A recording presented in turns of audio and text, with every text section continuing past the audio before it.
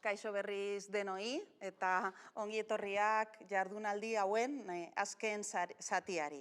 Inguruari ekingo diogu orain eta aurreko panelean izan ditugun bikidekin jarraituko dugu eta beste bikide berriak ditugu gure artean hain zuzen guretzat jardunaldi hauek borobiltzeko unea bereziki importantea eta bereziki ilusioa egiten digun unea da, hain zuzen EH Bilduko bikideek, aurreko panelean egon diren Patricia Perales de Tander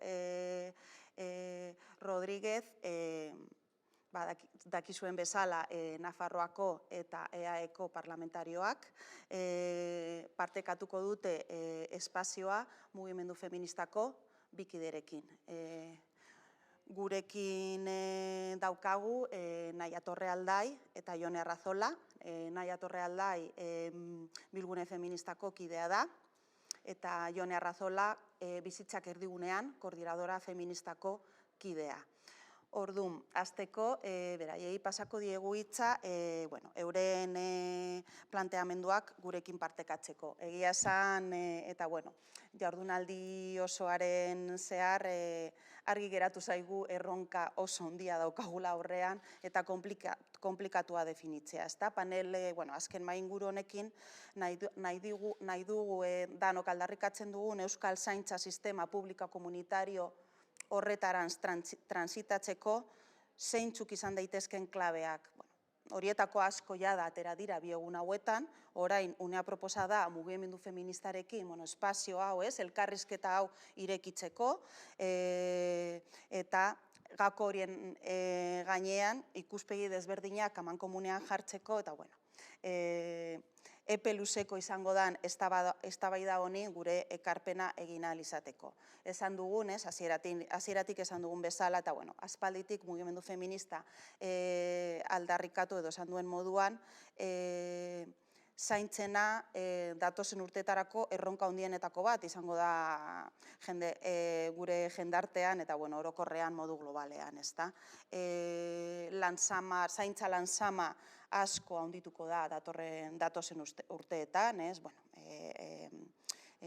erronka demografikoa daukagu hor, askotariko arrazoiek daude hor atzean,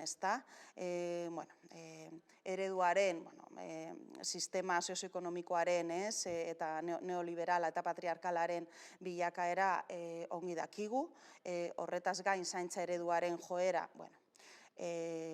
privatizazioaren alde jotzen ari da, arrakala gero eta nabarmenagoak dira, hemen aipatu diren bezala.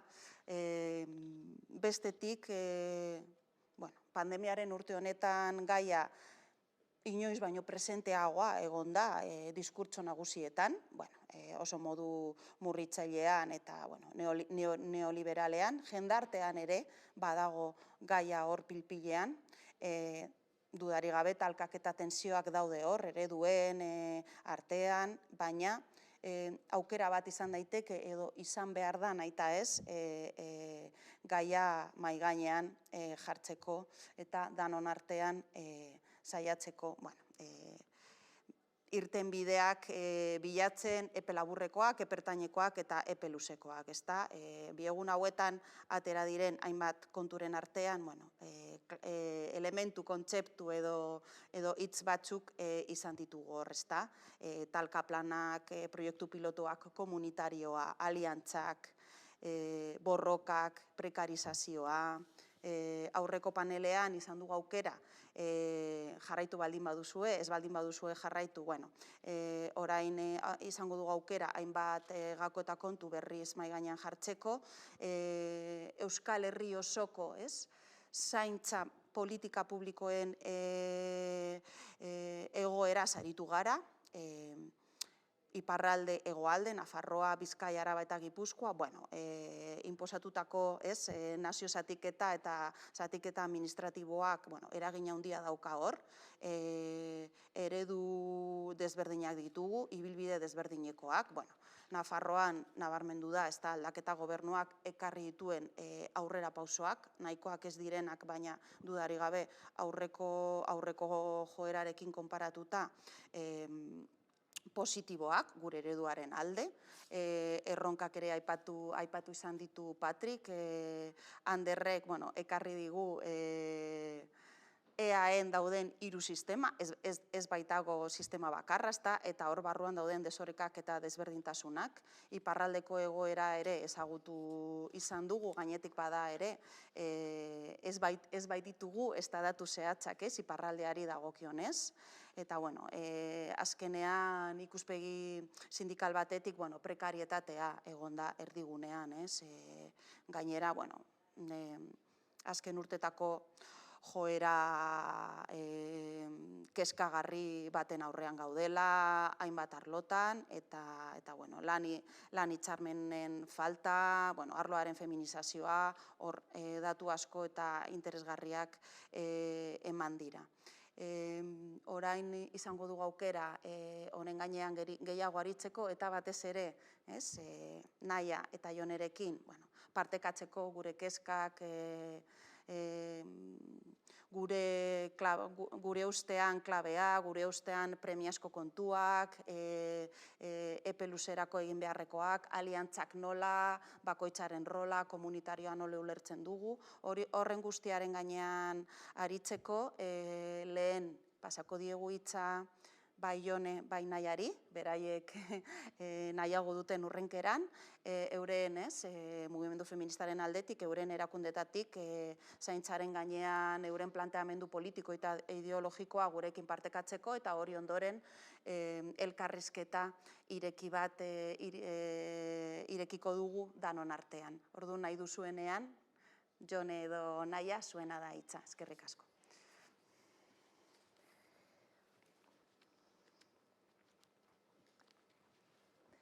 Bueno, eskerrik asko, Monika, sarrera motiarren. Egun hon dan hori, haupa bebai, ondote horri pantalla atzealdien sauzien kide guztizeri. Eskerrik asko, guaz batera hausnarketa honetan parte hartzearen, gupe bai, galdera gehiaudeko guz, erantzunak baino. Beraz, konpartituko doguz honek. Esati bai eskerrik asko, Bilduri, olerako espazioak edeitziarren, guretzako importanteak dire, elkarrizketak, hausnarketak, eta eztabaida konpartituak izeti eta ez dauz horren beste, ez? Eta beraz, barriro eskerrik asko. Hau esan da, bai Jonek eta Bisok planteatzerakoan jardunaldiotenetan parte hartzea, ni bai banator gehiago Euskal Herriko Bilgune Feministatik berbetan edo hitz egiten ona, eta Jone gehiago bizitzak erdigunean koordinadoratik, baina ez datea bai Bilguneak parte hartzen dugula koordinadora horretan, eta elkar, barkatu, eske engantzatu jat. Listo, bai. Esatea, azken finean elkar elikatzen garela, ez? Eta askotan bai diagnostikoak eta diskurtza konpartituak direla, beraz, horretatik bebai gatoz gaur gure diagnostiko edo prozesu hori elkar banatzen. Nik uste dut, azkenengo panelien gauz, azkenengo panela gara, gauza asko esan da egongo dire, eta ez da erreza ez, ganera hotz oso potenteak entzun ondoguz bai atzo eta bai gaur, eta leginduko gara, gupe bai mugimendu feministan dauzen prozesu eta eztabaida heltzen, eta begirada hortik jartzen. Guretzako, uste dut diagnostikoa feminismoetatik egin izan dugun azkenengo urtietan oso konpartitua dela, ez? Azken finean gure diagnostikoa bai bada kapitalismoak berak bere krisiak eta bere mugekin aurkitu dela, eta zentzu horretan irabazi asmo horretan eta merkatuan jarraitzeko etekinak ateratzeko beste edo bere zabalkuntza batera jo duela, eta hor zaintzak eurek dire horretarako nitxo propio bat, ez? Eta diagnostiko horretatik dinodanean diagnostikoa aspaldi egin genuela, matizatu gurako neke sistema reproduktiboaz eta ekonomia feministak feminismotik asko berba egin izan dugule, baina zaintza krisiaz beraz eta zaintza lanen eztabaida mugimendu feministan be orain dela 4-5 urte izan dela, batez be, agendaren erdigunean kokatute ulertzen dugun moduen, ez? Uste dut, bai badala garrantzitsue, ibilbide horretan arreta jartzea, bai ulertzeko momentu honetan nun kokatzen garen, eta ze gogo eta ze behar urtetan diren ibilbide horretatik, ez? Esan dudan moduen, hasieratik ekonomia feminista, esfera reproduktiboak, bizitzaren zaintza, lanaren banaketa sexualaz hitz egin izan dugu, baina zaintza lan erremuneratuaz edo enpleguaz beraz, beranduago hasi gara hitz egiten. Ni gogoratzen az 2017an Bilgune Feministak 15. urte hurrena eukin genduen, eta antolatu gendu zenolako jardunaldi potente batzuk, botez berdinekaz, eta ekonomia foro bat antolatu genduen, eta bertan gogoratzen az Elena Frankok berak sartu bala gaia, ez? Osa ez, guk gure gendun berbain beste ekonomia bate posible zala, feminismotik zelan eragin horretan, baina bera izen zalen Elena Franco, zelan planti eban momentu horretan, denok zainduak izateko eskubide horretaz, baina inok obligatoriedade hori eukin ez izan, ezta? Orduen, gogoratzen az gainera, momentu horretan, Bizkaiko erresidentziak eguazela bere 110 greba egunean, ez? Eta ikuste dut, zelako diferentzia dagoen momentu horretan borroka horreri emone utzagun lekua babesa mugimendu feministatik edo orain zelan kokatzen dugu zen sektore feministatu behen borrokak, ez? Urte horrietan ganera mugimendu feministak oso barnean eukon eta oso agendaren erdigunean egoen azan indarkeriaren kontzeptuaren zabalketa hori, eta hor sartzen genduan, ez, indarkeria ekonomikoa bera, eta gogoratzen az, feministok prest, nik sinisten dizut, indarkeria anitzak, mundu martxa, ez, eta hor hasi izan feminismoaren gorakada hori batez be horren inguruan. Eta horretan genbiltzala, etorrezan 2018ko lehenengo greba feminista. Azkenien nik uste dut bigarren greba horrek deukola benetako oihartzun eukin dabela gerora edo geizen gogoratzen garena, ez? Zaintzaren inguruko hori, baina lehenengo greba izan zen, oinarri guzti horrek jarri ebazan greba, ez?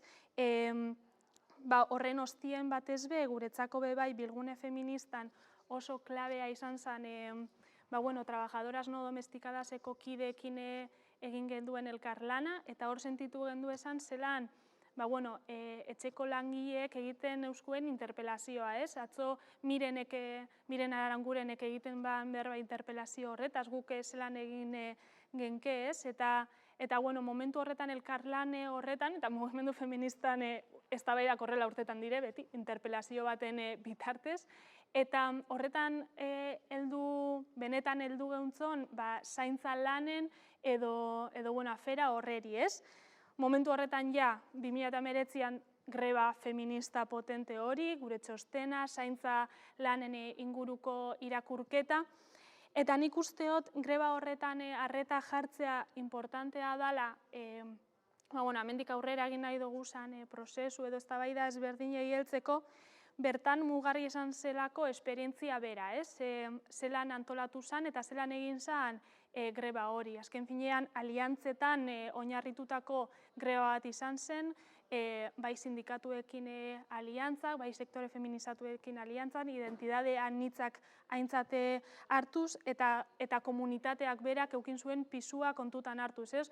Lehenengo esperientzia horrek, zaintzaguneak oso xumeak izan dabe, ez da, igual gero gehiago sakondu behinke gai bate atera ban, ez da, komunitateak zelan bebai mitifikatzen ditugun, eta bueno, komunitate horietan bebai ze zailtasun dauzen, alan dabe, kontutan edukiz zein dargune izan ziren gune horiek, ez? Bueno, nik uste ordutik mugimendu feministan oso argi dagoela zaintza edo bizitza duintzeko, zaintza lanen inguruan hitz egiteko agenda komun bat eraikitzeko nahia, jardunaldi feministetan berretsi izan, agenda komun bat behar genduela zaintza lanen inguruan, baina egia da pandemia bat etorri jakula, eta nik somatzeot, mugimendu feministan zailtasunak dagozela, agenda konpartitu hori eratzeko, koordinazio esparruak sortzeko uste dut bebai, mugimendu feminista, azken finean, gure antolatzeko eran asko nabaritu da pandemiaren eragina, ez? Alan dabe, nahi hori ikusten da, nahi hori somatzen da, eta nik uste bizitzak erdigunean koordinadora bera dala nahi hori islatzen daben gunetako bat, ez? Gero aurrerago sartuko naz erronketan eta aliantzen eztabaidagarri diren gakoetan, baina nik uste dut interesgarria dela, igual Jonek kontatzea purbet, koordinadora hori ze beharretatik sortzen dan, edo, ze bilbide egin dugun. Bale.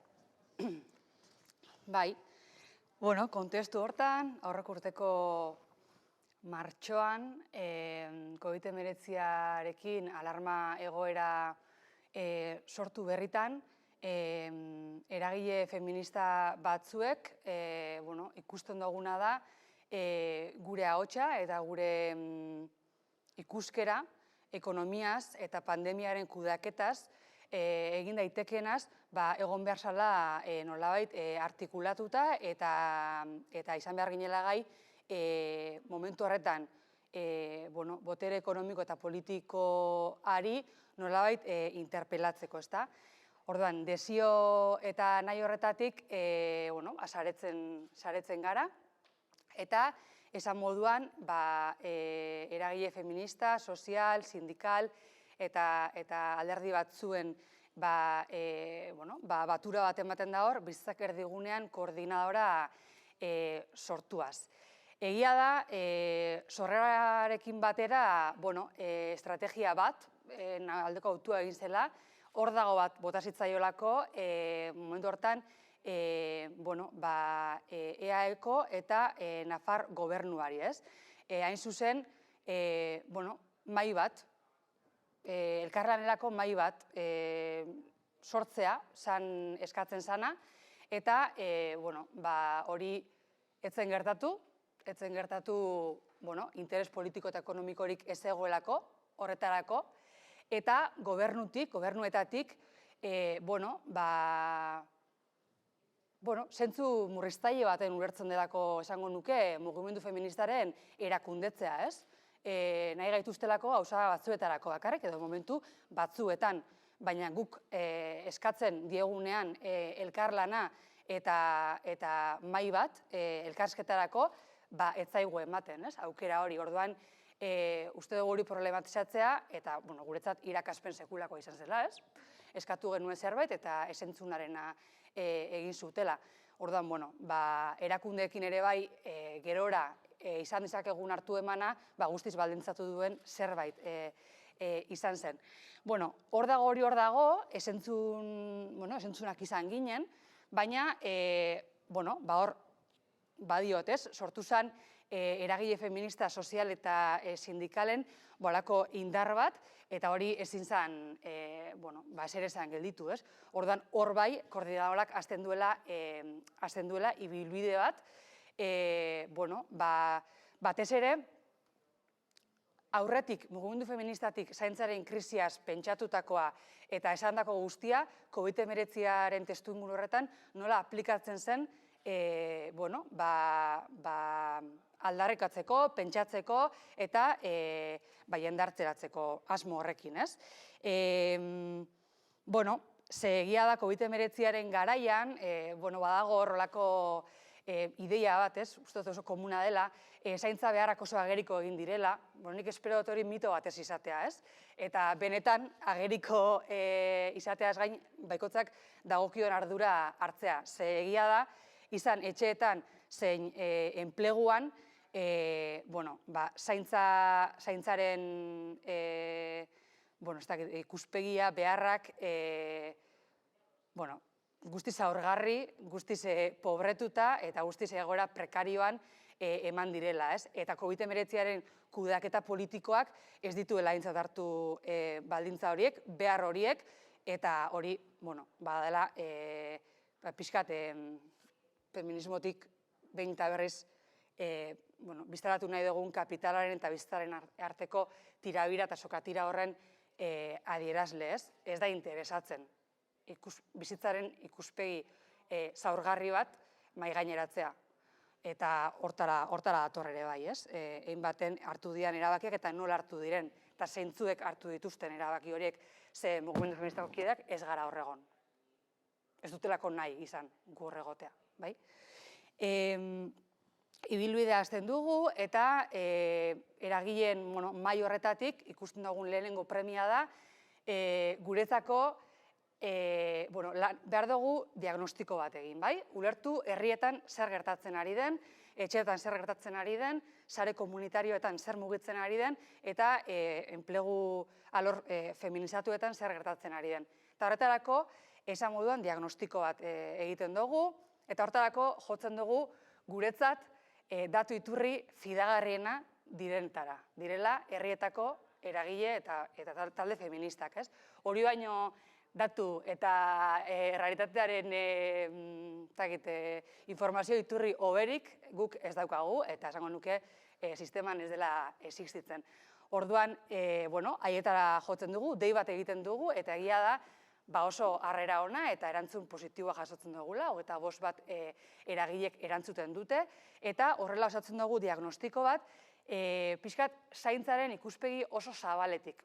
Zabaletik diodanean da zergatik. Aintzat hartzen dugulako, bai etxeetan bizi den egoera, baina baita hezkuntzako langileek, osasuneko langileek, zaintzako zerbitzuetako langileek bizi duten egoera, baina baita sexu langileek bizi duten egoera, bazterkeria kasuan dauden emakumeek bizi duten egoera, etxegabeek bizi duten egoera, orduan, bizitzaren sostengarritasunaren bizio integral bat daukan diagnostiko bat osatzen da, gero horrekin zer egin, erronka bada, bai?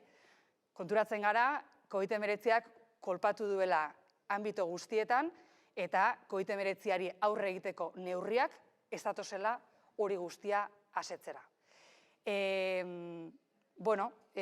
Hori esan da, diagnostiko hori osatuta, maiatzean, asanblada ireki bat konbokatzen da, 100 bat emakumek parte hartzen dugu, telematikoki, sekulako erronka, eta horrek ere, pixkat kontziente gara, ze subjektu uzten dituen kanpo, eta zeintzuk integratzen dituen, ez?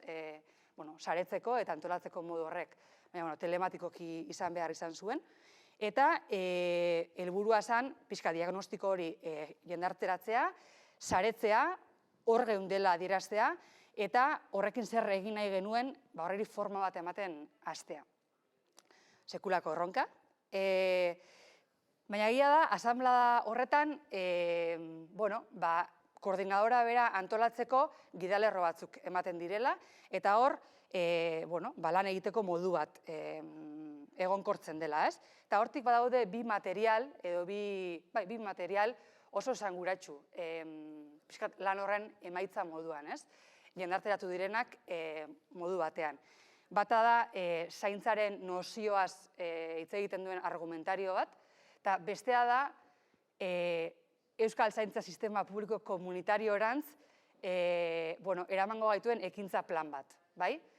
Okerrespanago 20 bat ekintza zehatz biltzen dituena, eta ekintza horietako bakoitza, ze eragilek, ze erakundek egin beharko luken, edo aintzat hartu beharko luken, adierazten dena, ez? Orduan, oso plan kokatua eta lurreratua. esango nuke mugimendu feministan, Euskal Herriko mugimendu feministan, orain arte sortu den eta materialdik kokatuena, bai? Aterrizatuena. Zentzu hortan, sekulako potentziala daukan material bat. Findu behar dena? Bai. Sakondu behar dena? Bai. Bai? Paperak dena eusten duelako. Baina, abia puntu oso sendo bat. Eta pixkat nik azalduko dizuedana hori da, ez? Hain zuzen, argumentari hori zertan oinarritzen den, eta ekintza plan hortan zertaz hitz egiten dugun. Baina hortan sartu baino lehenago, nahi nuen ere bai, pixkat aipatu koordinadoran, aurreko urtean zehar, erakundekiko beste pare bat interpelazio egon zirela, ez? Eta bata da EAeko hauteskundeen testu inguru horretan alderdi guztiei helarazi genizkiela aipatu bi materialak, hain zuzen, helarazi esateko, gure iritzia, gure pentsakera hau da, mesedez hartu aintzat, bai? Eta bigarren interpelazioa da, behin EAeko hauteskundeak EAJ eta EAJak irabazten dituela eta gobernu berria sortzen delarik, emakunde lehendakaritzatik ateratzeko autu politiko hori, ez? Eman zenean, koordinadorak ikusi zuela hori estrategikoki berdintasun legea egiaritzeko eta berdintasun politika errealak aurrera eramateko sekulako akats politikoa izan zela, eta hor salaketa egin genuen, ez? Hori esan da, pixkat argumentariora sartzen naiz, bai? Argumentarioa da gure zaintzaren nozio giltzarriak zeintzuk diren, zertaz ari garen dioen txostena edo, ez? Pixkat gure Biblia. Eta, zentzu hortan, egiten da sarreratxo bat, hemen aipatu dian segurazki gauza asko jasotzen dituena, nola COVID-19aren testu inguruan zaintzaren garrantzia nabarmendu den, bai, hori ukaezina da, baina nabarmendu dira, modan jarri dira, lerroburuak okupatu dituzte, zertarako. Horrekin zer egiten dugu. Hori ez daukagu bat ere garbi eta ez dirudi gauza onerako izango denik. Izan ere, aipatu da benda berriz, pandemia honek bizitzaren kontra egiten zuela, ez? Gure arrisku bat zela gure bizitzarentzat. Baina inork aipatzen ez duena, da sistema bera biozida dela. Sistema berak, sujetu askoren bizitzak, arrisku larrian jartzen dituela egunero, ez? Euskal Herrian. Eta hori ez da aipatzen. Eta hori aipatu gabe, ezin da ulertu, mugimendu feministatik zaintzarekiko egiten dugun aldarrikapena, ez? Edo, garrantzia ematea hori delako guretzat. Hain zuzen ere, sistemaren izaera biozida aitortzea eta hortik abiatzea. Zer dira zaintzak? Behin eta berriz, ez? Oso galdera potoloa. Gure buruari hori galdetu genionean, argi geneukan definizio anitzak daudela, hainbat daudela, eta agian horrela izan behar duela. Ez garela ez da obsesionatu behar definizio bakarrarekin, ze hor igual bestela kontakizun unibertsal baten erortzeko arrisku izango genuke, eta horrekin ez dugu bat egiten ikuspegi feminista batetik. Baina oso garbi daukagun kontua da, zaintza hitz egitean badaudela bi akats larri. Eta bata da estigmatizatzea, eta bestea da erromantizatzea. Behin eta berriz erortzen gara horretan, ez? Ordan, horreri buelta eman, edo bentsat hori parean izan da, nahi dugu guk jardun eta zaintza definitu, ez? Zentzu horretan, uste dut, heldu ginela, ondorio batera oso sintetikoa eta interesantea dena, dela errealitatea zaintzarekiko duala dela, bai? Badituela bi aldarte. Eta hor, mendebaldeko ikuspegia, dikotomietan pentsatzea, ere kritikagarria. Baina guk bi, bai? Oingoz, identifikatzen ditugunak. Zaintza aldi batetik pobrezia dela, eta bestetik hortzimuga dela, bai? Dela, sistema hau irauliko baldin bada, beharrezko premisa, kontuan hartu beharreko premisa, ez?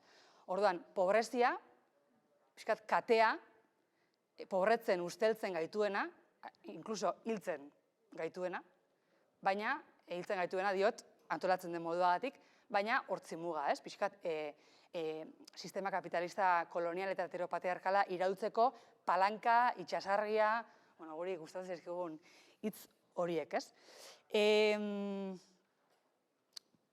Diot, pobrezia dela, edo usteltzen gaituela, aipatu dudalako, ez bere horretan, txarrak direlako. Zaintzak beharrezkoak dira, bizitza existituko baldin bada, ez? Kontua da antolatzen diren modua, ja esan den moduan, antolatzen den moduak emakumeok pobretzen gaituela sistematikoki, ezta? Emakumeok arduratzen gara munduan, esango nuke alde guztietan, askotariko emakumeak hori bai, eta tokian toki ezberdinak zaintzaz, edo bizitzaren zaintzaz, doan edo diru oso gutxiren truke, ez? Eta hori ematen den aldi berdinean, badaude privilegiatu batzuk, izen da bizena dutenak, hau dira, botere ekonomiko, politikoak, enpresak, gizonezkoak, edo gizontasuna, pixkate kategoria moduan eta zuritasuna, ez dutenak euren ardura hartzen, eta beraz, uko egiten diote privilegio batetik, zaintzeari, ez? Eta hori emakumezko askoren, edo emakumezkoen gehiengoaren bizkar gertatzen da. Horrek ondorio zuzen batzu ditu emakumezkoen bizitzetan. Eta ez bakarrik zaintza, bizitzaren zaintza moduan ulertuta, espada lurraldearen eta gorputzen zaintza modura ere pixkat ulertuta, ez? Eta ikuspegi zabal horrekin. Esan moduan, botere harreman horrek sortzen duela emakumeekiko ikuspegi bat eta jarduera bat oso espolioan eta esplotazioan oinarritzen dena, osea, espolioa lurrarekiko, uste dut, sozializatu den kontzeptua dela, mena zain beste emakumeen gorputzekiko, eta uste dut espolioa eta esplotazioa oso lotuta doazela, eta txosten honetan horrela jasotzen dugu, ez? Eta nola sortzen den emakumezkoen gehiengo batentzat, ez errealitate bat, zeinetan ezin dugun aukeratu zaindu ala ez. Behartuta gaude zaintzera, baldin eta emakume izango baldin bagara. Bestela, gure kategoria hori, sistematikoki, problematizatuko da eta zigortuko zaigu. Orduan, emakumetasuna eta zaintza guztiz lotuta doazen bi eraikuntza dira, bai? Hori pixkat. Aipatu dut, zaintzak beraz emakumezkoen gehiengo bat pobreziara kondenatzen gaituela. Eta sistemaren ustela edo sistemaren usteltasuna dela, ez? Eta hortarako pixkat lau bat osagai. Pixkat bizitza eta kapitalaren tirabira edo sokatira horretan nola zaintza gatazkatsua bihurtzen den, eta horregatik ezin dugu erromantizatu. Eta, nola sistemak pixkat, hiltzen gaituen, ez? Hiltzen gaituen agian apurka, eta heriotza pixkat sutila izan alda, baina bai, horrela da, ez? Beste osagai bada, nola egiturazko arrasakeriak, arrasakeria sozialak, instituzionalak, baldintzatzen duen aukeratzeko ahalmen hori, ez? Ez bakarrik emakume izatea, baizik eta arrasaren arabera, Euskal Herrian eta arrasializatuak diren emakumezkoak ez dutela aukeratzeko are eta aukera gutxiago dutela, ez? Eta zentzu hortan, gurutzatzen direla hainbat indarkeria homofobikoa, matxista, kolonialista eta klasista. Hori sostengatzen dutenak, ez? Beraz, gu galdetzen garena da, zeintzuek duten zaintzeko eskubidea Euskal Herrian, eta nortzuk ez, nork aukeratu dezaken, zaintza ardura konkretu bat, testuinguru konkretu batean hartzea, ala horri uko egitea. Uste dut hori gutako bakoitzak gure buruari galdetu behar diogula. Eta nola zaintza eskubidea gaur egun ez den errealitate bat, gutxi batzuen privilegio bat delako, bai? Alegia, uko egiten dioten edo zaintza besteen ganatzea erabakitzen duten gizonezkoen gehiengo eta erakundeen gehiengo batengatik, ez? Badago hor ere bai, zaintzaren pobrezia edo ulertzeko beste osagai bat, eta da, nola zaurgarritasuna ez den aitortzen, ez? Hori ere aipatuko zen egun hauetan. Zaurgarritasuna diodanean da, zaurgarritasuna bizitza, eta bizitza ez bakarrik giza bizitza baizik eta lurrean bizi den guztia, zaurgarria dela, hilkorra dela, ez dela finitua, harremanean garela. Eta hor, hainbat indarkeriak parte hartzen dutela, eta horiek espalin baditugu esplizitatzen, badirudiela autonomoa garela, ez garela menpekoak. Eta autonomia hori, nola fikzioa den, gure kontra egiten duen fikzio bat, gizonezkoen gehiengo baten fikzioa, esango nuke azkenengo hamarkadetan pixkat emakumezko askoren fikzioa ere bai, batez ere emakume helduena, ez? Hau da, ahal guztidunak garenaren sensazio hori. Hori gure kontra doa, eta horrek ere ez digu laguntzen, ez? Edo eskutatzen du bizitzaren izaera gatazkatsua eta izaera zaurgarria, izaera hilkorra.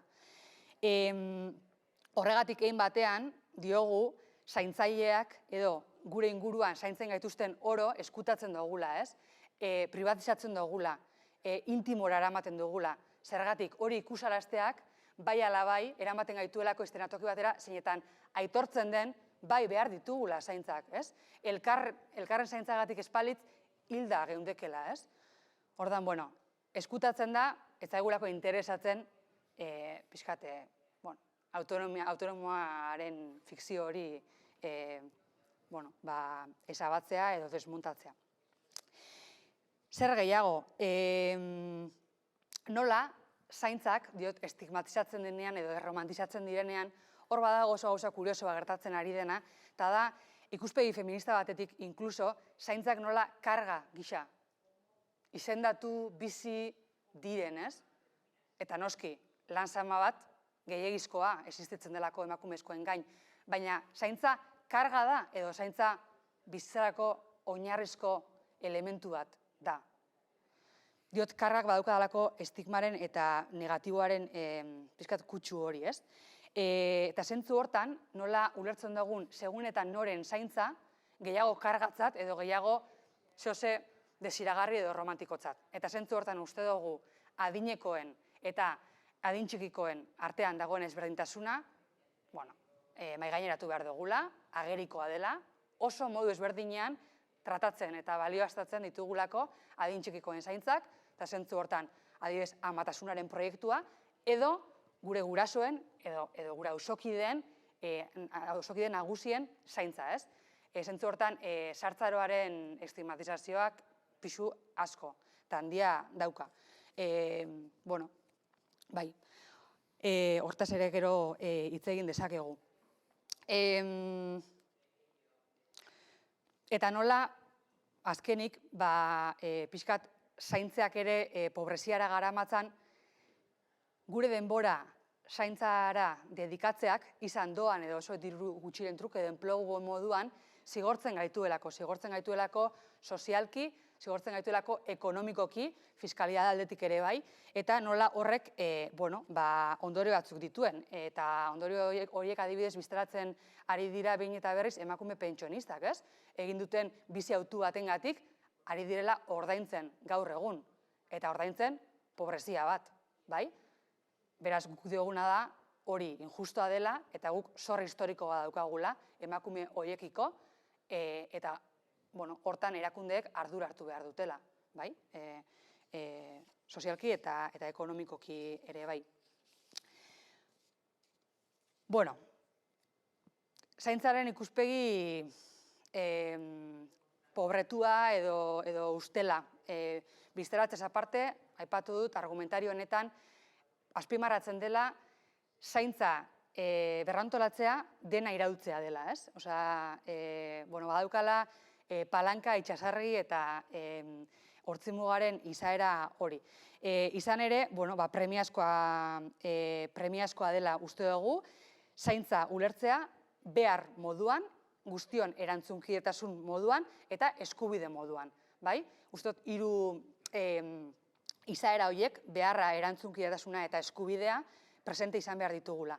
Eta hori gertatzeko, bada baldintza bat, uste dugu oinarrizkoa dena, eta da ezin direla merkantilizatu edo negozio hobi bilakatu gaur egun erakundeen zilegitasun osoarekin edo onespen guztiarekin gertatzen ari den modura, ez? Uste dugu horrek guztiz baldintzatzen duela zaintza bera. Zaintzaren integraltasunaz ere hitz egin daiteke, ez? Nola zaintza lanak, diot, ez dago definizio bakarra, eta hori agian batzutan problematikoa bihurtu daiteke, baina guk Bizitzak Erdigunean koordinadoratik zaintza lanen demokratizazio baterantz lan egin nahi baldin badugu, argi daukagu, zeharka bada ere, harremana izan behar dugula, eta harremandu behar dugula zaintza, hezkuntzarekin, osasunarekin, elikadurarekin, etxebizitza eskubidearekin, batera ulertzen dugula, eta zentzu horretan ikuspegi integralarekin jarduten dugula. Eta, hor beste urrats bat, uste dut ere hori pixkat ez duguna egiten, zaintza giza bizitzatik harago doala. Territorio baten bizi garela, planeta baten bizi garela, eta uste dugu ikuspegi hori daukagula guztiz anulatu da. Zaintza zeru muga izateko ikusten ditugu bi urrats nagusi. Bata da pixkat antolaketa, jendarte antolaketari begira sistema publiko komunitarioa, zeinetan orain pixkate sakonduko dugu, eta gero maila pertsonalean egin beharreko klik bat, klak bat, ez dakit nola esan, pausu bat. Da zaintza pixkat bete behar moduan edo zaintzagatik erru bat bete beharra eta errua azaltzen bazizkigu kontuz. Hori da alarma bat. Hori da ikuspegi feministatik mugiarazi behar gaituena, personalki, hori azaltzen baldin bazaigu, zerbait ez dago ondo. Orduan, uste dugu, bete beharra eta errua izan behar ditugula oso begi bistan. Izan ere, oreka behar dugu, arlo pertsonalean ere, oreka behar dugu, ezin dugu zaintzatik ihes egin, batzuk egiten duten modura, bestelako sostengatzen, baina gainkarga ere ezin daiteke izan, ez? Eta uste dugu hor, norberak bere tokia negoziatu behar duela normalean bere familian, bere inguruan, bere lantegian, bere herrian, ez? Bere erakundetan.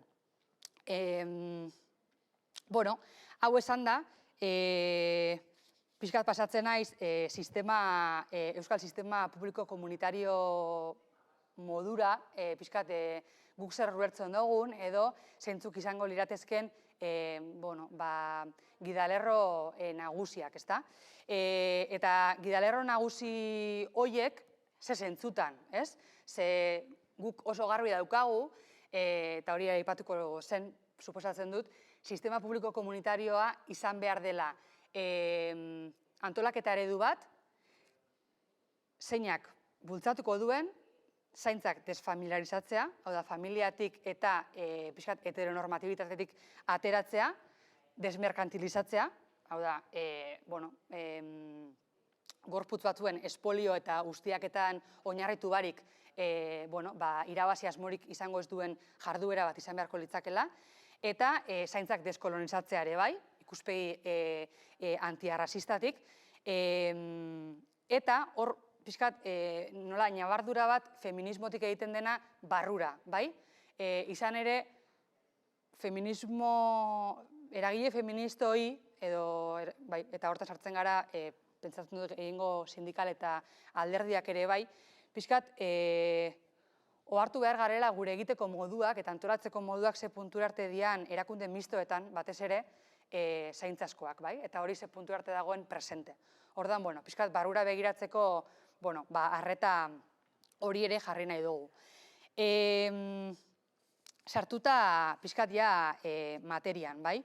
Guk hiru hildotan edo antolatzen dugu zaintza sistema maravilloso hori. Eta bai, uste dugu hiru lan ildoak direla zaintzak sozialki eta politikoki aitortzea, batetik, zaintza lanak modu justoan banatzea, bigarren, eta hirugarren, zaintzaien bizita lan baldintzak dugintzea, bai? Bueno, hori nola egin, bi helbururekin. Bata, larrialdiei eta urgentziazko egoerei aterabide bat emanda, hau da, epe motzean begiratuz, eta epe ertainean edo luzera, ongizate estatu bat erreala sortzeko, pixkat oinarria jarriko dituena, kontraesanak kontraesan, bai? Ordan bi helburu horiekin, hiru lan ildo horiek. Eta beti ere, politika oro trantsizionala dela eta palanka dela edo urrats bat, bide luze baten urrats bat besterik ez dela ulertuta, bai? Marko zabalean ulertuta. Pare bat aipamen egingo ditut hiru lan ildo horien inguruan, bai? Bakoitzaren inguruan, baina luze hitz egin daiteke. Txostenean bertan, aipatu dudan moduan, hogeita piku ekintza zehazten direlako, eta baikoitzak badu bere konplexutasuna eta bere potentzialidadea ere bai. Aipatu du lehenengoa, zaintzak sozialki eta politikoki aitortzearena. Bueno, sozialki eta politikoki aitortu, badiot, zergatik gaur egun eskutuan daudelako eta eskutatzen dira autonomiaren fikzioa elikatzeko eta sostengatu alizateko. Beraz, lehenengo premia ikusten duguna da, sensibilizazio lan bat, jendarteko erakunde, sujetu guztiei interpelatuko diena, pixkat ontaz pentsatzeko, bai? Enola, zaintzak pobrezia iraunarazten duen eta indarkeria sistematikoa elikatzen duen emakumeongan, edo emakume batzuengan. Bale. Eta zentzu hortan bai, sozialketa politikoki aitortzea zertarako. Emakume zaintzaile, etxekotu, maitakor hori indartzeko, emakume eredu hori indartzeko? Ez, bai? Ordan, zaintzaileen iruditegia ere berrikusi behar dugu, bai? Aitortza, baina berrikuspena ere, bai? Ze hori, badakigu, eredu hori sostengarria ere ez dela izan, ze hori gure adinekoek ondo dakite. Beste regimen batean bizi izan zirenak batez ere. Orduan, zentzu hortan iruditeria eta nola zaintza lotzen dugu maitasunarekin, bai? Eta hor, aliantza hori nola emakumeontzako oso kriminala den. Baina, bueno, eztabaidagarria da. Eman daiteke, zaintzarik maitasunik gabe, afekturik gabe. Afektu eta maitasuna berdina da. Bueno, hor dago korapilo bat, bai? Badago, bigarren lan ildola pasatuko naiz, zaintzak modu justuan banatzearena, bai? Izan ere, hor modu justuan banatzeko edo birbanaketa hortan, ikusten dugu gizarte zerbitzuen indarketa eta dibertsifikazioa klabea direla, hor hainbat ekintza zehazten ditugu, ez nahi sartuko guztietan, baina aipatzen da adibidez etxeko zerbitzua erabiltzaile gehiago hori zabaltzearena, sekulako potentzialidadea daukalako, eta tokian toki, nolabait, erantzunkideasunerako paktuak egitearena, tokiko kultur, kirol, eragile sozialak biltzen dituena, eragile feministak biltzen dituena, auzo elkarteak biltzen dituena, enpresa sarea biltzen duena, bai, tokiko paktuak behar ditugu eta baikotzak ze ardura hartuko duen zehaztea, bai? Uste dugu hori lekuan leku egin beharreko lan badela, birbanaketa horretan. Eta azkenengo puntua eta bukatuko dut. Zaintzaileen bizitza lan baldintzak duintzeko. Bueno, hortan zaintzaile mota askotarikoak daude eta zaila da orokortzea. Baina argi dago legeak, eta batez ere etxeko langilei lotzen zaizkien legeak Bueno, eta atzerritartasun legea emakume arrazializatuen kasuan edo migranteen kasuan sekulako oztopoa direla, hoien berrikuspena edo abolizioa eskatzen dugula, eta batez ere egoitzetako langileen eta etxeko langileen egoerari aurrez aurre begiratu behar diogula, mugimendu feminista moduan, eta jendarte moduan, eta erakundeek ikusi behar dutela, errealitate hori existitzen dela, jakin badakite, baina ez zaie komeni, eta hori horrela ezin dela izan, eta epe motzean aldatu behar dela euren bizitalan baldintzak, aldatu behar direla. Pixkat premio argi ikusten ditugu urgenteen moduan. Hau esan da, Naia? Bai, bueno, hemen Jonek jarri dozku argumentarioan, ikuste dut mugimendu feministantzako izan dela argipen erantze lagundu dauzkune argumentarioa. Nik igual bai komentatuko neban, eta uste dut mugimendu feministan asko emoten dan zozer dela, eta da zaintzaren kontzeptualizazioan emoten dan igual perbertzio bat, zuke zozerre komenta dozu. Eta da zaintzaz berbetan dugunien dana saku bardinien sartzi, ez? Eta zuk esan dozunetik aparte, aurrekoan irakurtzen Bego Zabalak Mariluz Estebaneri Biento Zurren egindako elkarrizketa baten berak jartzen ban, ez? Zelako perbertzea emoten dan, menpekotasunaz berbetan egabizenien eta harremanen arteko zaintzak saku bardinen sartzen dugu zenien, ez? Eta nik uste dut hor lehenengo ariketa bat bai badala desglosatzi, ez? Eta kontzeptualki bai jakitie, zertaz gabiz berbetan, kasu bakoitzean zer egin behar dugu, eta hortik hasi. Berak beste gai potente bat ataraten ban, eta nik uste dut zuzenean interpelatuta sentitu nintzen, zan esloganen atzean, edo esloganetatik at, zer, konkretuan zer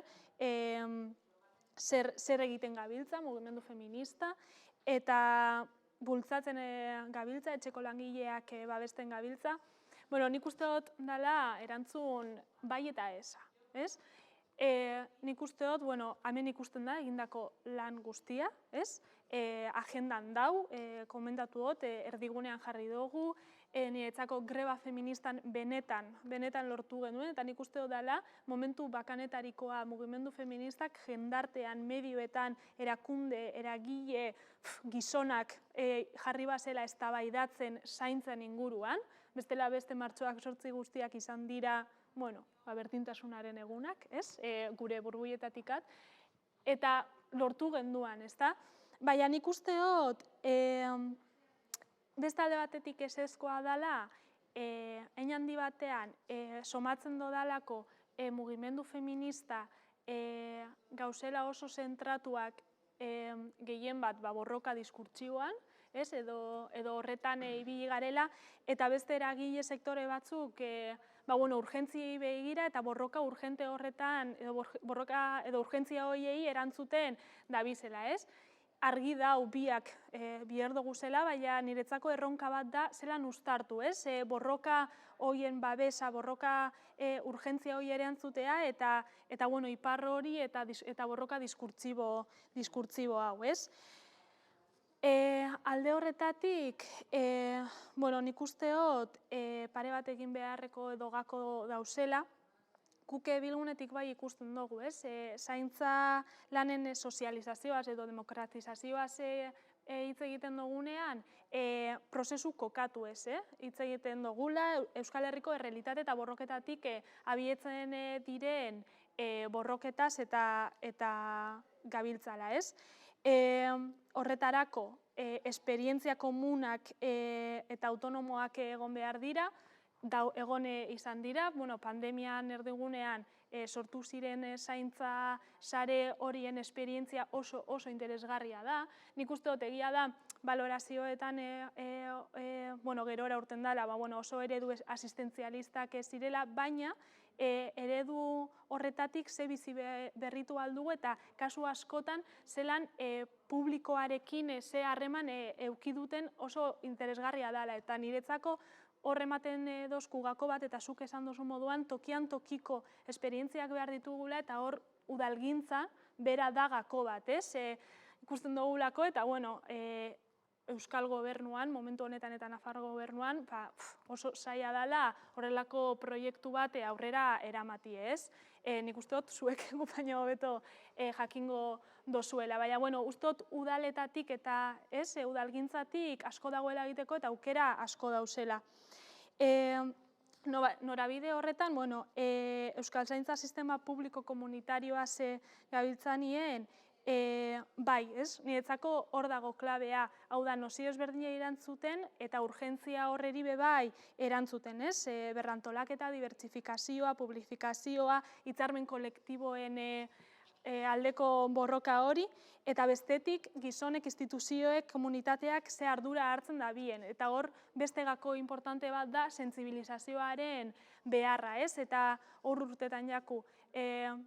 Bizigenke zaintza gabe, zaintzan ardura hartu gabe, ezin da izan bete behar bat, baina guztiok zaindu behar dugu, gutxi batzuk dena zaindu behar ez dezaten, ez? Orduen, hor bebai beste korapio bat da, zelan lortzen dugu, ez? Bete behar ez izatea, baina ardura hori danok eukitzea.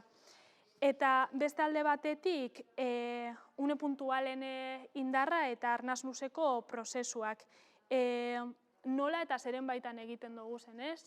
Nik uste dut hor elkarren arteko espazioak sortzea, herrigintza prozesu klabe batean, ez? Parte hartze prozesuak, gatazkak egongo diren prozesuak, motelduko deu prozesua bera, baina urrutiago helduko gara seguro. Eta planteatzen ari garena, bai bada ez, Euskal Zaintza Sistema Publiko bat, eta hori guk ulertzen dugu proposamen edo paradigma zabalago batean, ez? Euskal Herri feminista bat nahi dugu, eta horretarako politika lekutuak eta lurraldean sustraitutakoak trantzizioan urratsak emoteko, ez? Eredu horretara trantzizioan urratsak emoteko, eta elkar lotuta dauelako bai herrigintzaz luze hitz egin behar dugu, hau da, zaintza sistema publiko komunitario bat imposiblea da herrigintzan buelta bat emoten ez badugu, hor dekolonitatearekin oso lotuta dagoen nozio bat, erabakitzeko ahalmenarekin, hor urratsak eman behar dugu, bestela, erabakitzeko ahalmen edo botere barik ez dugulako inongo aukerarik, ez? Eta beste alde batetik, eta sindikatuek argi utzi dabe, enpleguaren inguruko hausnarketa denbora politikekin lotua, ez? Lanaldiaren inguruko eztabaida, zeren inguruan sostengatzen dugu zen gure bizitzak, eta gure ustez, azkenien bai da burujabetza feministarako gure paradigma horretan kokatzen dugun gako importante bat, ez? Eta ulertzen dugulako borroka sozialak, borroka nazionalekin batera lotuak egon behar direla, eta bide horretan aliantzak sortzea, gutasunak sortzea, espazioak sortzea, horrelako espazioak, mugimendu feministak sortu da bezan espazioak, sindikalgintzan sortu diren espazioa, horretan dagoela gakoa herri klabe batean, ez? Eta denbora ondo. Bai, egia da, luzatu zaretela pilo bat, baina dudarik gabe ekarri duzuen planteamendua behar zuen denbora, azkenean, eraldaketa oso bati buruz ari gara hitz egiten, baina gauza ondiz, baina txikia ere jorratu dugu, txikia handia dana aldi berean, eta EH Bildun ongi dakigu bizitzak erdigunean koordinadora feministak egindako lana, hain zuzen mai horretan hasieratik parte hartu genuen, eta eskertu besterik ez dugu egin behar egin duzuen lanitzelagatik dudari gabe eta egiten ari zareten ekarpenarengatik.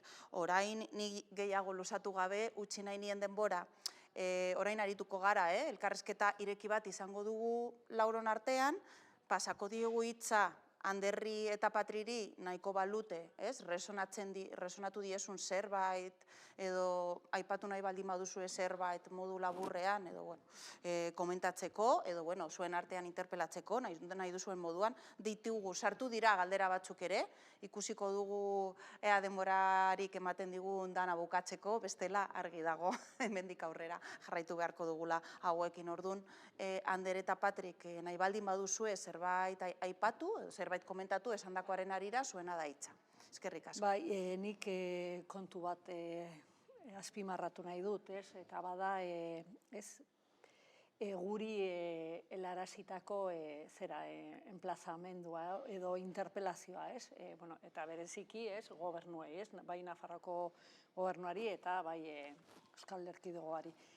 Honetan, asko, administrazioan hitz egiten da pilo bat, parte hartzea, bultzatu behar dela, baina ikusi izan dugu honetan, ze trabak jartzen ari dira. Ni etengabe eskatzen ari naiz egune bat sortu behar dela, berez badago kontseilu bat emakumeekin hainbat gaiak koordinatzeko edo plangintzak eramateko instituzioan, baina ez dute aurrera eraman nahi. Eta badakigu, gaur planteatutakoa da kontu potolo bat, eta horrek suposatzen du dugun sistema eraldatzea. Eta bai hori ikusten da oso garbi bai Euskal Erkidegoan eta bai Nafarroan ez dutela inolako borondaterik aurrepausoak emateko. Orduan, nik honetan bai ikusten dut arrisku handia dugula, zenbait lapurtu dizuete diskurtsoa, bereziki Nafarroan, erabiltzen ari da etengabe diskurtso feminista, itxurakeria galanta, baina gero, hori da, hitz politetatik ekintzetara ez dira pasatzen ari. Baina, gehiengo baterako, nik uste dut, pentsatzen dute, norabide honean daudela, eta nik uste dut, agerian jarri behar da, kontradizio hori, eta horretan bai aliantzak behar ditugu, bai talde mugimendu feministaren artean, sindikatuak, gizarteak, eragile, jende asko dago honen atzean, eta mai gainean jarri behar da. Zen ikuste, ez dugu lortzen bestela presio bat egitea, eta kasu honetan, eta are gehiago momentu honetan, egoera oso larria da, eta agenda politikoan sartzeko presio handiagoa egin behar da. Ni hitzartukoet, igual, pixat baikorrago izateko. Zeren, askotan, eta atzo gertatu zen, gaurko panetan, lehenengo panelan ere berdina gertatu egin da, pixat eskorra garela, ezta? Igual, enfasi asko egiten ditugu, erantzuteke dauzkagun galderetan, erantzunak topatu ditugun galderetan baino. Ezaten dugu, definizioa hor daukagu, eta goza batzuk definitzeko dago eta enfasi egiten dugu, eta oraindik asko dira eta behin baino gehiagotan bi egun hauetan aipatu da. Hainbeste dira erantzun bila dauzkagun galderak, baina erantzun asko bi egun hauetan atera dira. Nik apuntatzen egon naiz, eta errepente, atera zait transizio programa bat edo premia zer egin beharrekoak, esaten dugu, sistema publifikatzea. Eta aurreko panelean, adibidez, erkidegoan komentatzen genuen, gaur egun, 3.000 txeke ematen ditugu, eta guazen 3.000 txeke horiek plaza publiko bihurtzera. Lehengo puntu bat. Bigarren, zaintza lanak baldintzak hobetu hitzarmenen bitartez. Zerbitzuen estaldura areagotu, beste elementu bat, intentsitateak, etxeko laguntza zerbitzua aipatu duzuen, nola klabi izan behar duen zerbitzu berri horretan, intentsitatea areagotu, zerbitzuak arautu gabeko hainbat zerbitzu daude, nik gehituko nuke koordainketa murriztu, zerbitzuen koordainketa murriztu, gizarte lana edo ikuspegi relazional hori erdigunera ekarri, hemen transizio programa daukagu ja idatzita. Ez? Egia da, nik ere galdera asko dauzkat, adibidez, prestazio ekonomikoen papera, ez? Mantentzen ditugu, nola mantentzen ditugu, hor badaukagu, bere momentuan lehen aipatu dugu, mendetasun legea sortu zanean, hor familia ingurunean zaintzeko prestazioa sortu zan. Eta hor eztabaida egon zan, eta jarraitzen du eztabaida hori zeren, bueno, hori aurretik egiten ziren lan batzuen aitorpena zen, aitorpen ekonomikoa, baina, karo, zer dauka, aitorpen partea dauka, baina baita ere rol batzut iraraunarazi egiten ditu. Hor eztabaida badaukagu. Komunitatearen papera ere, ez? Gaur, bi egun hauetan, komunitate mitifikatu horretaz hitz egin da, behin baino gehiagotan nora orokortu praktika horiek, ezta? Nik uste erregintzan asko dago egiteko, baina kasu horiek nola orokortu daitezken, ezta? Eta egia da azken krisi honetan edo jarraitzen duen krisi honetan, esperientzia batzuk sortu egin ziren, nola mantentzen ditugun. Zeren, praxi batzuk derrepente berriro ere desagertu egin dira, ez? Nola mantendu, nola orokortu. Eta nik nire burua jartzen dut, Euskal Herria Bildu aldundira heldu zanean, hau ere baikortasun mezu moduan, heldu ginenean 2011an izan zen, bueno, orduan ere, esparru teorikoa oso argi geneukan, eta atzo entzun nuen Laura Gomez, eta goratzen dut nola hitz egiten, eta orduak eta egunak, eta hilabete pasatu egin dituen honetaz hitz egiten. Eta nola, arlo teorikoa ehundua zegoela, eta nola pasatu behar genuen teoria horretatik praktikara. Bueno, ia 10 urte beranduago asko sobeto gaude, baina asko sobeto. Eta bai, egia da, asko zentratu naiz, ni transizio programa horretan, egia da, bueno, zaintza sistema publiko horrek oinarri material batzuk ditu, baina konportamentua hautaketa horiek ondo komentatu duzuen bezala, baita ere oinarri ideologiko bat dauka. Oinarri materialen definizioan eta politika publikoetan murgildu behar gara, baina nik uste, aipatu duzue zuek ere, borroka ideologiko hori mantendu behar da. Gaizki gaude, erkidegoan. Nik apuntatu egin dut, orain dela astebete, Jaurlaritzako berdintasun sailburuak esandakoa, hitzez hitz. Entzun hau.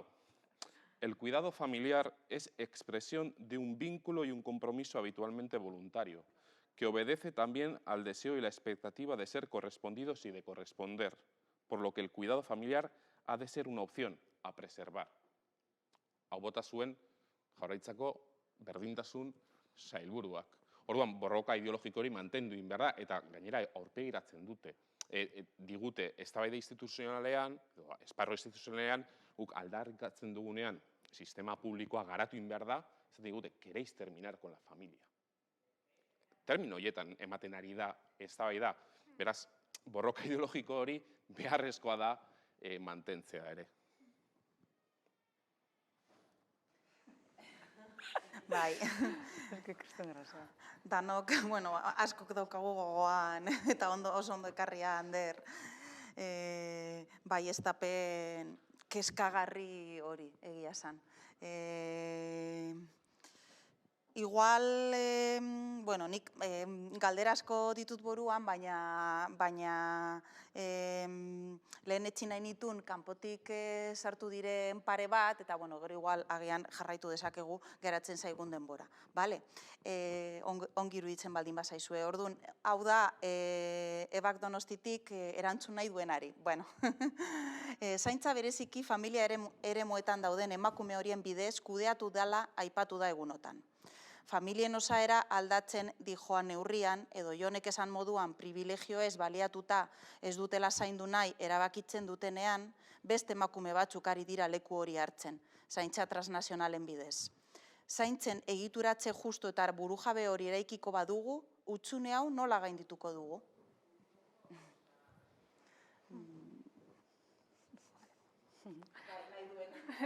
niri behitzut ez nostazu. Bueno, alde batetik, familia eredu aldaketa edo, bueno, batez ben ikusteot dabilela planteatzen emakumeak lan merkatura sartzen diren momentuan utxune hori batez be emakume migratu arrazializatuek betetzen daben momentuan. Bueno, hor alde batetik nik usteot dauzela bi esparru, ez? Komentadoten alde batetik, merkatu edo lan merkatuan ze denbora ematen dugu zen, eta hor dekogu eztabaida oso potente bat da sindikatuek eta batez be labek plazaratzen dabilen hau da ze lanaldi dekogu zen eta ze borrokatu nahi dugun lanaldi horretan eta ze denbora politikaken eukin nahi dugu zen. Usteot atzo Marina Sagastizabalek bai komente bala esparru honetan, eta gero beste alde batetik betetzen diren edo utxune hori betetzen daben emakumeekin ez hor emoten da prozesu, dekolonizazio prozesu bat, eta horretaz berbetan gabiz berbetan, herritartasunaz, empadronamientoaz eta mekanismo ezberdinez emakume horiek lehengo urgentziara begira lan hori lan duin bat edo baldintza duinekin betetzeko, eta iparra begira lan hori esparru publifikatu batetik etorri dadin. Nik uste direla, igual bi bilbide horrek markatzen direnak, eta hori osatzen dabena da borroka ideologikoa, sentsibilizazioa eta interpelazio zuzena jendarteari, ez? Azken finean, ulertu behar dugulako, zaintza beharrezkoak badire zaintza batzutaz aldentzie privilegio bat dala, ez? Eta privilegio horren erabileraz kontzientziatu behar da jendarte hori. Nik holan esango nek ez dakite... Bai, maskarilla. Bai, ikusten dut, alde batetik merkaturatzea, handerreke aipatzen da moduan, ez, bere kontraesanekin, baina merkaturatzeak, edo zaintza batzuk merkaturatzeak menpekotasunaren harta bat merkaturatzea onuragarria dela, eta horrek ikusgarri egiten duelako eta aitortza sozial, politiko eta ekonomiko bat ematen zaiolako, baina zaintza guztiak merkaturatu daitezke, are gehiago. Zaintza guztiak testuinguru privilegiatuetan merkaturatu daitezke. Gizon bat, heldua, bakarrik bizi dena, garbiketa lanak besteen ganatzea, kontratatzea emakume bat arrazializatua diru oso gutxiengatik bere etxea garbitzeko, zilegi da. Mugimendu feministatik hori babestu nahi dugu. Dakigunean gizon horrek berak aukera daukala modu, bere kabuz, ardura hori, zaintza ardura hori bere gain hartzeko, nik neuk uste dut hori ez dela zilegi. Horrek sustatzen duelako makineria bat, ez zaiguna interesatzen, hau da, merkaturatzea edozein baldintzetan ez dut uste onuragarria denik. Eta hor, autonomiaren fikzioaz ari gara, baina daukagun autonomia apurraren ardura hartu behar dugu, bai? Ze uste dut, hor, kriston desoreka dagoela, eta batez ere gizonezkoen gehiengo batek besteen ganatzeko daukaten. Jarrera ohikoa, tradizionala, naturalizatzailea, dela oso kezkagarria. Bai, eta adibidez atzo entzune bane Miren Arangurenek, ez? Ezelan jartzen debazen bebai kasuek bikote heteronormatiboen artean eta familien normalean nebarreben arteko gatazkak ekiditzeko irtenbide erraza. Planteatzen jaku hemen externalizazioa, ez? Horretan, holako kasuak ze puntutar arte bai beste dugu, ze ezintasun dau edo ze ez negoziazio dauz, ez? Da, bueno... Bai, claro, eske horrek, bueno, komplexua da, hor ez daudelako pertsonak, familiak, komunitatea, publikoa, eta hor guztien artean talka asko sortzen dira. nire ustean, ez da, aipatu izan da hemen, ez, desinstituzionalizatu behar direla zaintza batzuk, zeintzuk bai, zeintzuk ez, baina, klaro, ez, ikuspegi errazionala ezin dala edo guztiz garatu instituzioan, bueno, igual beste erakundetxe mota batean, neurri batean bai, ez, Anderrek esaten zuen bezala, politika askatzaileagoak behar ditugula, claro, ez, gero sartzen gara komunitarioan, baina ez bakarrik komunitarioan, familian eta banakakoan, ez, esan duzuenean ardura individualari eutxi behar zaio, baina, claro, segun eta zu privilegio edo zure batzuk eutxi eta beste batzuk utxi, baina zein lekutik zu utxi aldiozu, ez? Ez baldin badago erantzun bat beste alde batetik, baina erantzun hori egon behar da, edo ez nola landu oso gatazkatsua dan, botere harremanena eta privilegio mundu oso hori, ez da, herrigintza prozesuak gatazkatsuak izango direnak, nik uste dut hor, oso ongi asmatu duzula nahia esan duzunean hori, eta gero hori, esaten dugu komunitatea, baina komunitatea da gatazka, dira privilegioak eta dira botere harremanak, orduan, hor, bai. Bai, zentzu hortan, badagoelako ekintza planean oso, urrats bat, pixkat erantzuna ematen diona aipatu den problematika horri, eta da, zergatik ez planteatu udalerrietan gizarte zerbitzutatik edo berdintasun alorretik zerbitzu bat, aholkularitza zerbitzu bat, familiek prestazioen inguruko informazioa behar dutenean, hau da, gizarte zerbitzuetara jotzen dutenean, pixkat zaintzak besteen ganatzeko impulso hortatik, zergatik ez hartu jarrera gizarte langileak egin dezakete, edo berdintasun teknikariak egin dezakete, baina aholkularitza esatearena, itxo momentu bat, hemen behar duzuena besteen ganatzea da, edo hemen behar duzuena da zuen artean hobeto antolatzea.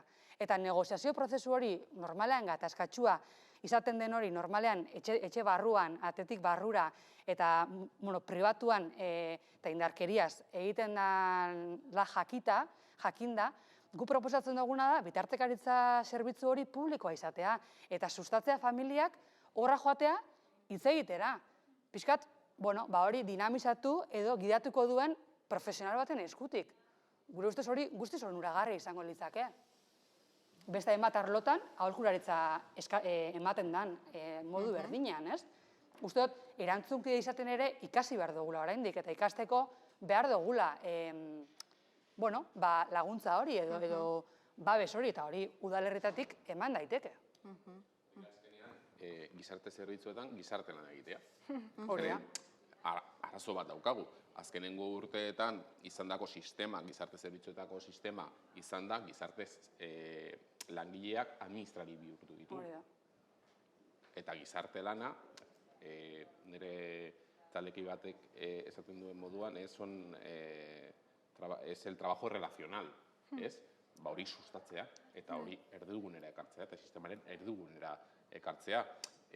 Askotan ohitu gara, ez? Eskubideen ikuspuntutik esatea, legeak ze eskubide edo zertarako sarbidea bermatzen didan, eta alde batera utzi dugu la idoneidad, ez?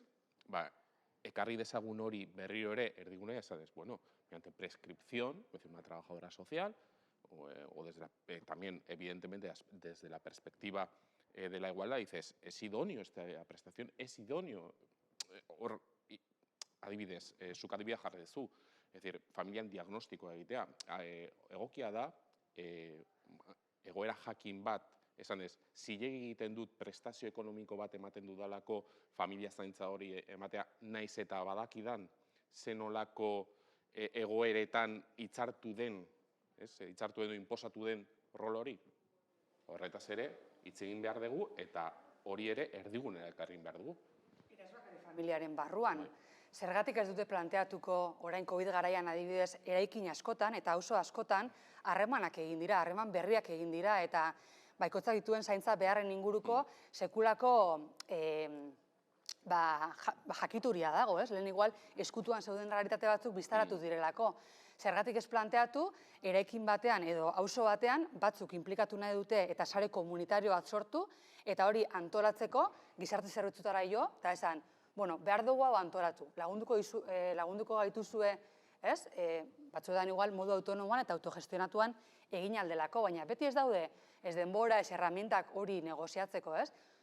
Ez bakarrik familiara bideratuta, zerbitzu hori uste dut komunitatera zabalduta, aholkularitza zerbitzu hori ere oso kriston potentzialekoa izango litzakela.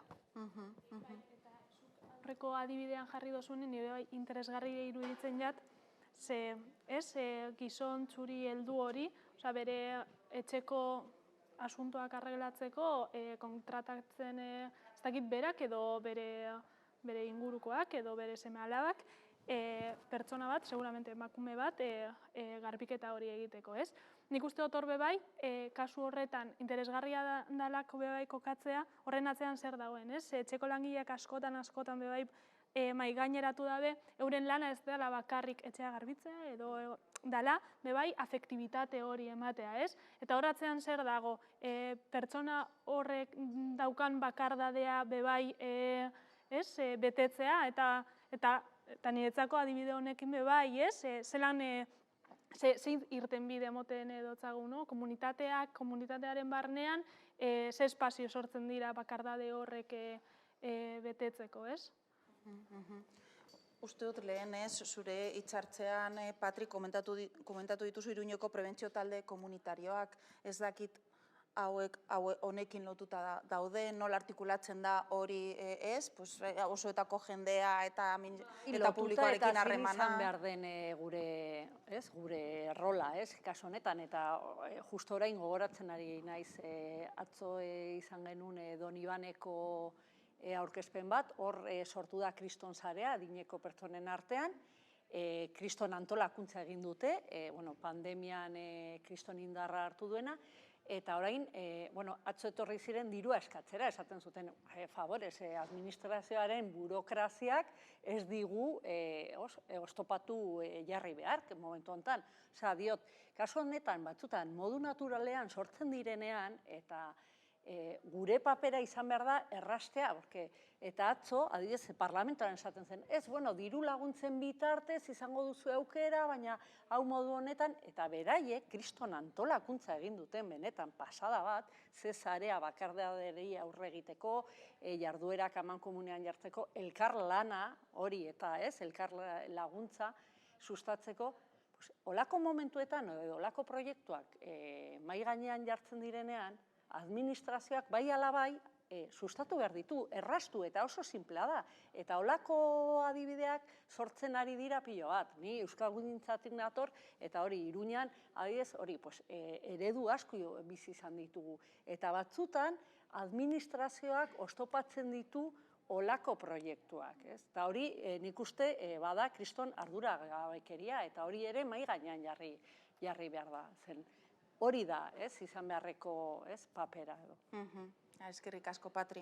Geratzen zaigu minutu gutxi batzuk helarazi nahi nizuen Jon eta Naiari azken galdera bat, edo aurre azkena segun eta zenbat denbora beharko duzuen, Katiaren galdera. Me gustaría que hablaran sobre la profesionalización forzada de los cuidados, que nos condicionan en especial si la familia que estamos trabajando percibe la prestación PEAP en Guipúzcoa y que existen 2 certificados de profesionalidad exigidos para seguir trabajando. Jone? Bai, zentzu hortan, uste dut oso galdera interesantea dela, ematen ari errealitate badelako, ez? Nola, pixkat, etxeko langileen lan horri aitortza bat, izaera bat, arau batzuk, marko bat jartzeko ahalegin horretan, instituzioak daukan ABC bat. Errezeta berdina, osasun langileentzat, hezkuntzakoentzat, etxeko langileentzat, bai?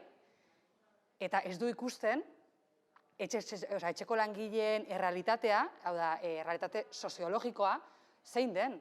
Eta argi dago, momentu honetan, profesionalizatzeko obligazio hori, malgutasunik ez eskaintzea, eta gainera ikasteko aukera eta denbora baliabide gutxi eta nahikoa ez daudenean, badela sekulako hipokresia. Hipokresia sekulakoa, eta, bueno, berez, sektorearen onerako izan beharko litzaken neurri bat, nola ari den emakume horien kontra egiten guztiz, ez? Oso adibide argia da, Katiak planteatzen duena, bai. Bai. Honen gainean, igual azken aldea bat egiteko izango dugu denbora. Hau ere Jonerentzat sartu da, tokatu zaizu. Ordizitik, emakumetasuna eta zaintza guztiz lotuta daudela aipatu du Jonek. Eta lotura horri ihes egiten diona problematizatzen dela. Nola gainditu egoera hori horrela ez bada lanaren sexu banaketaren apurtzi beretik hasita? Noski, bai. Generoaren araberako lan banaketan dago arazoaren erroa. Kontua da, lehen aipatu ditut pixkat klabe batzuk, ez?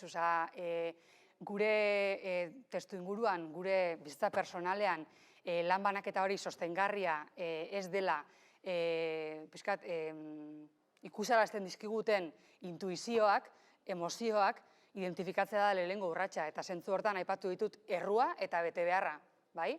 Uste dut, horiek problematizatzen dugunean, gure emakumetasun, pixkat, etxekotu eta hotzan hori iraultzen dugula. Eta horrek berak badakarrela bernegoziazio bat gure inguruko beste generoko pertsonekin, baina baita beste emakumezko batzuekin ere bai. Zentzu hortan uste dut interesantea dela, baina gatazkatsua, lehen aipatu duguan, prozesu horiek normalean gatazkatsuak izaten dira. Alabak uko egiten dioenean gurasoen zaintzari, edo ama batek uko egiten dionean bere odoleko aurren 24 orduko zaintzari, hor zigor badago, zigor argi badago. Eta horrek gure emakumetasuna zalantzan jartzen du. Ez dakit, niri hori tortzen zaigu burura.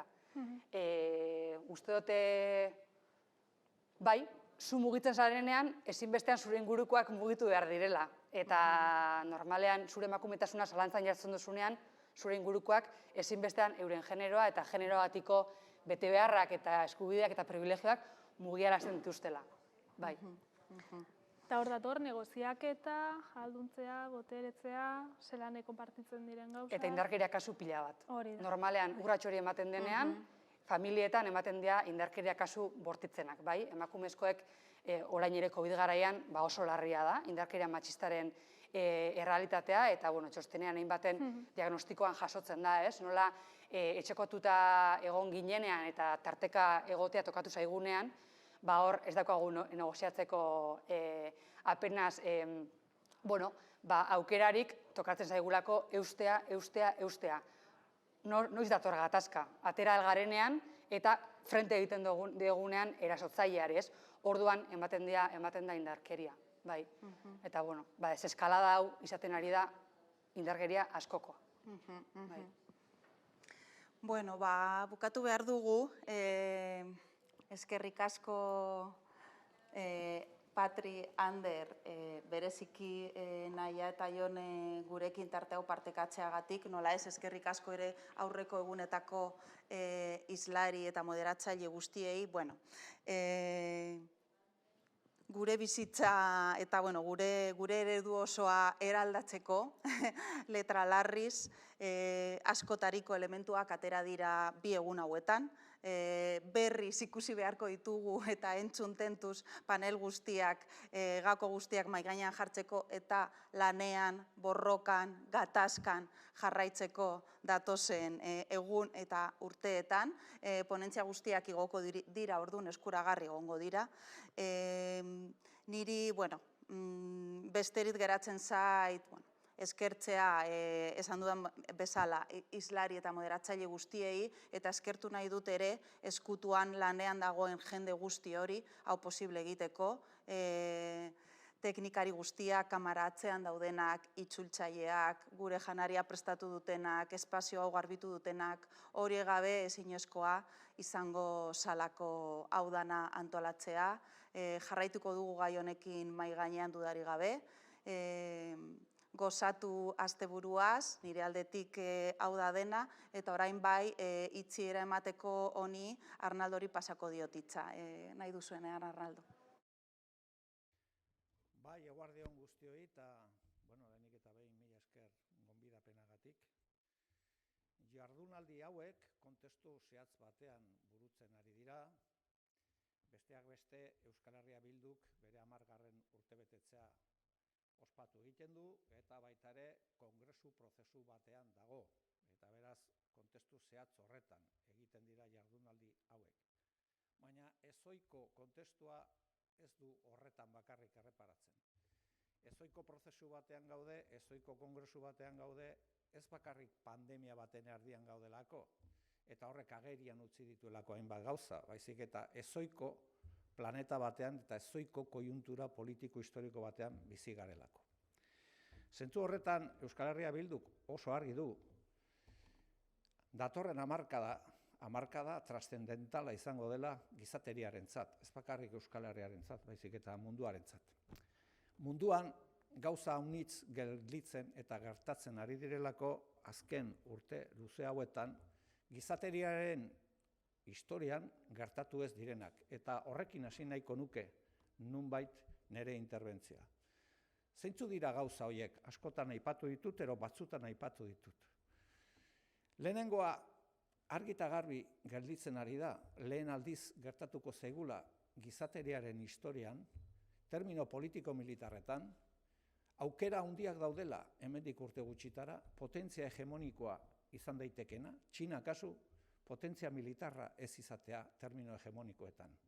Zeren eta estatu batua jarraituko dute potentzia hegemoniko militarra izaten. Hau ez da sekulan gertatu. Normalean potentzia hegemoniko ekonomikoak, potentzia hegemoniko militarra zen. Eta hori gertatzen ari da momentu konkretu honetan. Bigarrenik, klase ertainen krisia. Badakizue guretzat klase ertaina, klase autoperzibitu bat besterik ez dela. Baina klase ertainek beti pentsatu izan dudu, ero bere burua klase ertainetan bere burua kokatzen zuten guztiek, pentsatzen zuten eskala sozialean bazegoela igoera bat bakarrik. Ez zegoela beherako biderik, baizik eta beti gorako bidea izango zela. Momentu honetan lehen aldiz gertatzen ari da, lehen aldiz beti ere ñabardurarekin gauza bat, politikoki oso ongi irakurri behar duguna, klase ertainei dagokiona, eremu zibilizatu baino garatuetan barkatu. Eta da, bera begira daudela proletarizazio nolabaiteko bide batean ari dela, eta horrek ondorio bat duela, eta da, belaunaldi berriek besteak eta gureak baino beldur gehiagorekin, eskubide gutxiagorekin biziko direla. Eta beraz eskalan beruntz egingo dutela, termino ekonomiko, eskubide terminoetan, eta bar. Eta hau oso funtseskoa da ulertzeko autoritarismoaren igoera munduan. Baina badago hirugarren faktore bat oso importantea dena. Bizitzarena. Eta momentu honetan esan dezakegu gure produkzio eremuak, gure sistema produktiboak, gure aisialdi eta konsumoaren ereduak, kapitalismoak, patriarkatuak, zalantzan jartzen ari direla bizitzaren baldintzak planeta honetan. Lehen aldiz hori arriskuan dago. Ez bakarrik aldaketa klimatikoagatik, baita ere askotan hasten zaigun konflagrazio nuklear bat ere. Momentu honetan ez baldin badago ere hor aurrean, beti dago arrisku hori. Eta beraz kapitalismoak momentu honetan bizitza bere baitan eta bizitzaren baldintzak nolabait ere arriskuan jartzen ari da. Horrekin lotua gaurko gaiari helduz, bizitzari buruz hitz egiterakoan, pandemia baten erdian gaude. Eta pandemia horrek argi eta garbi utzi ditu zeintzu diran mugak eta zeintzu diran gure zaurgarritasun handiak jendarte eta komunitate bezala. Eta oso agerian utzi du zaintzaren eremutan eta ekinbide esentzialei buruz hitz egiten direnean, hau da pandemia aurre egin behar zaionean, zeintzuk dira ekinbide esentzialak, zaintzarenak, alor guztietan. Eta zaintza eremuak feminizatuak eta prekarizatuak ditugu. Eta pandemiak argi utzi du sistema hau ez dagoela egokituta bizitza zaintzeko, baizik eta kapitala akumulatzeko. Eta orduan, esan dezakegu argi eta garbi Euskal Herritik, baina Euskal Herritik haratago ere bai, zaintza nolabait ere kokatu behar dela eztabaida politikoaren erdigunean, bizitza arriskuan dagoenean eta bizitza zaindu behar direnean, argi dagoelako jendarte hau ez dagoela prestatua horretarako. Eta zentzu horretan, bigarren ondorioa zein da? Bigarren ondorioa da, zerbitzu esentzial guzti horiek, ekinbide esentzial guzti horiek, alor publikoan eta pribatuan, emakumeen gain erortzen direla, 95%. Eta hori da egoera. Horregatik zaintza, ikuspegi politiko-ideologiko batetik, badu bizitzarekin zerikusirik, baina baita ere proiektu eraldatzaile batekin lotura zuzena.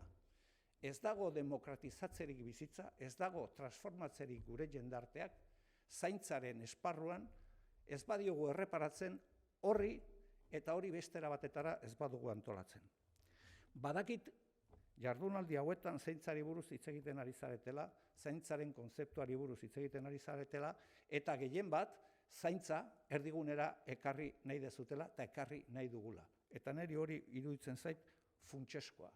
Zenta badira eskubide esentzialak beste motatako jendarte bat eraikitzeko. Osasuna, hezkuntza, etxebizitza, baina badago bat hortik gaindi dagoena eta da zaintzarena. Eta zaintza beste era batetara antolatzeko ahaleginetan gaude. Independentismoak, ezker independentista, ikuspegi feminista eta ezkertzale batetik, herri honi zaintzaren proiektu global, integral eta publikoa eskaini egin behar dio. Bizitza zaintzeko, bizitza zentzu zabalenean zaintzeko. Eta horretarako beste politika publikoak behar dira, eta beste zentzu komunitarioa eman behar zaio gure proposamenei. Beraz, independentismoa behartuta dago, behartuta gaude, benetan proiektu eraldatzaile bat baldin bagera, feminizatua eta prekarizatua dagoen sektore hau, erdigunera ekarri eta politika publikoen bidez eta politika komunitarioen bidez proiektu eraldatzailearen nolabaiteko zentzu nagusia edukiko duen katebegia bilakatzeko. Jardunaldi hauetan, esperientzia ezberdinak ezautu ditugu. Beste herrialdetan ematen direnak, ero beste esperientzia komunitarioak. Eta guk hortik ikasi egin behar dugu. Baina baita ere, euskal eskalara ekarri behar dugu esperientzia guzti hauek. Euskal Herrian gaude, eta Euskal Herriarentzako behar dugu proposamen bat egitea. Zaintza erdigunera ekarri, eta zaintza proiektu transformatzailearen erdigunean kokatu. Askotan aipatu egiten da, guk proiektu eraldatzaile bat ordezkatzen dugula. Eta ez dago proiektu eraldatzailerik gai hau erdigunean ez badugu jartzen. Posible delako. Guk askotan esaten dugu ezkerreko ikuspuntu batetik. Ez dela morala eta ez dela etikoa, hainbat alorretan gauzak negozio bezala ikustea, merkantilizazio bezala ikustea. Guretzat etikak beste era batetara eramaten gaitu gauzak hausnartzera eta aztertzera. Guk ez dugu uste zaintza izan daitekenik esparru bat nun jendeak dirua egiten duen, negozio bilakatuz.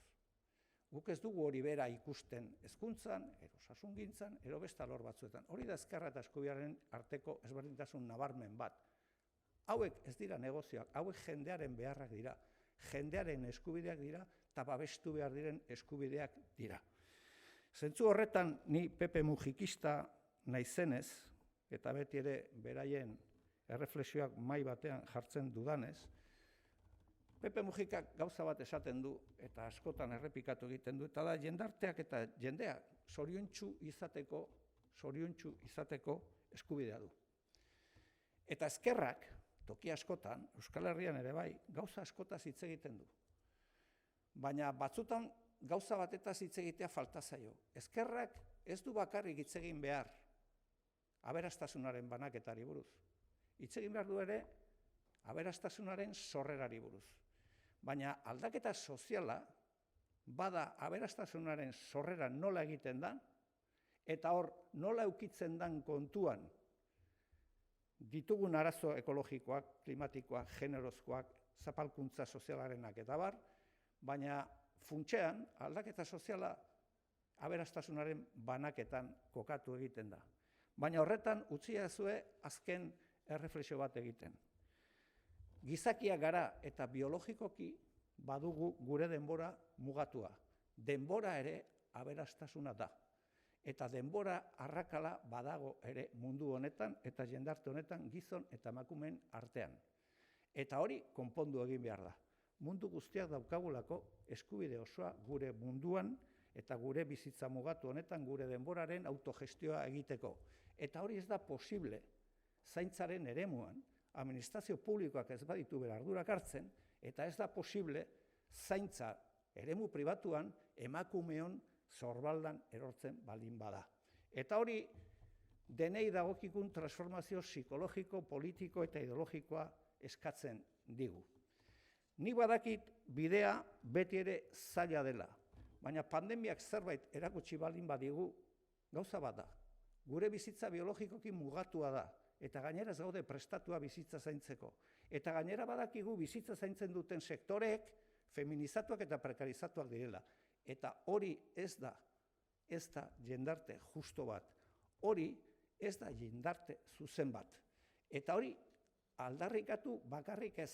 Horri proposamenak eta alternatiba jarri bat zaizkio. Eta radikalak izan behar dira. Radikalak izan behar dira. Egoera hori radikalki aldatu behar delako. Eta hori guztioi dagokigu. Horregaitik, Euskal Herria Bildu bere konpromisoa adierazten du bide horretan. Guk bide horrekin konprometituak gaude. Ikuspegi feminista eta ezkerreko batetik. Euskal Herrian guk badaukagu ardura bat. Eta ardura da Euskal Herri justuago bat egitea. Eta justizian oinarritutako jendarte bat eraikitzea. Eta hori ezin daiteke egin zaintzaren eremuan, bizitzaren eremuan eta genero arrakalan ez badira transformazio erradikalak ematen. Politika publikoetatik eta bakoitzaren konpromiso kolektibo eta individualetik. Beraz, mila esker zuen ekarpenagatik eta bidean elkar ikusten gara.